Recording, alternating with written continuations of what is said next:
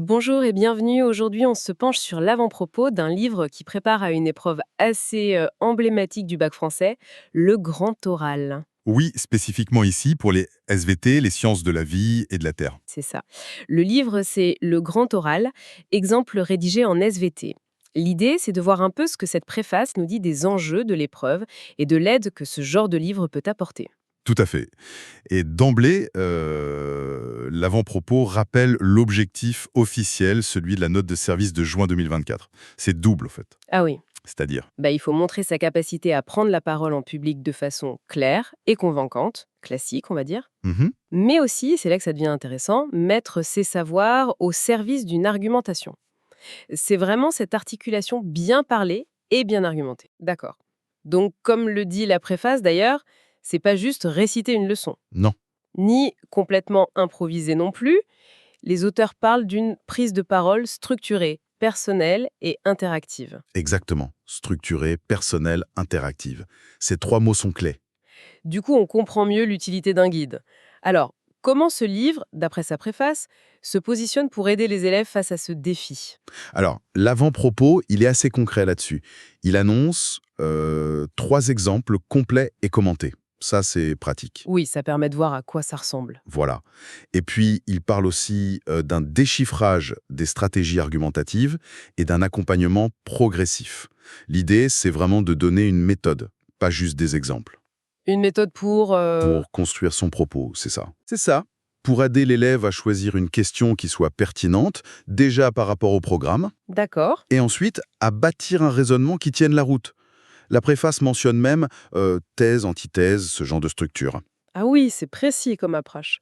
Donc on n'est pas juste dans la connaissance brute. Non, pas du tout. L'avant-propos insiste beaucoup sur l'organisation des idées, la logique, et aussi, point important, sur le fait d'anticiper les questions du jury. L'interaction, donc. Oui, l'interaction est présentée comme une compétence à part entière. Il faut s'y préparer, être prêt à défendre ses idées, à dialoguer. C'est pas juste 5 minutes de questions après, quoi. Ce qui est intéressant aussi, c'est cette insistance sur le lien avec le réel. Hmm. L'avant-propos dit que le livre aide à connecter les savoirs et une réflexion sur le monde. Pourquoi c'est si important ça? Ça touche au cœur de l'épreuve, je pense.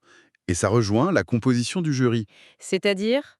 Le jury est mixte, c'est ça. Oui, deux enseignants de spécialités différentes, donc l'élève de SVT par exemple, il doit pouvoir expliquer son sujet à un prof qui n'est pas de SVT. Ah d'accord, je vois. Faut sortir du jargon. Exactement. Il faut rendre son propos accessible, pertinent, pour quelqu'un d'extérieur à la discipline. Et ça oblige à prendre du recul, à lier son savoir à des enjeux plus larges, au monde réel, comme tu disais. C'est une compétence assez transversale en fait. Et ce guide, il vise qui en particulier?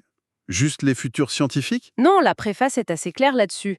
Elle dit que ça s'adresse à tous les élèves qui veulent s'améliorer à l'oral. Même ceux qui sont moins à l'aise au départ? Oui, oui. Il y a même une mention pour les élèves avec aménagement, avec une référence à une annexe 2, donc ça se veut inclusif.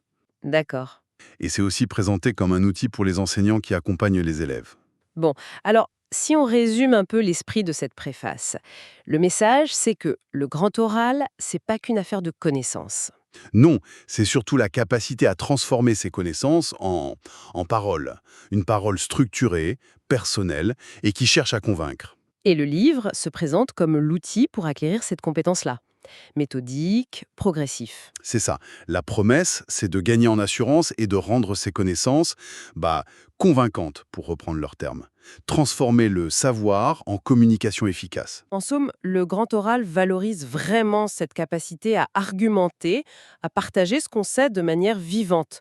Et ce livre, via sa préface, se veut un guide pratique pour y arriver. Tout à fait. C'est une sorte de coaching méthodologique pour un exercice bien spécifique. Et pour finir, ça soulève une question intéressante, non? Au-delà de l'examen. Hmm.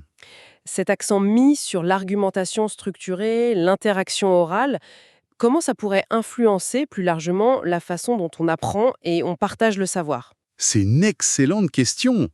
Qu'est-ce que ça change de valoriser autant cette parole convaincante dans le parcours éducatif?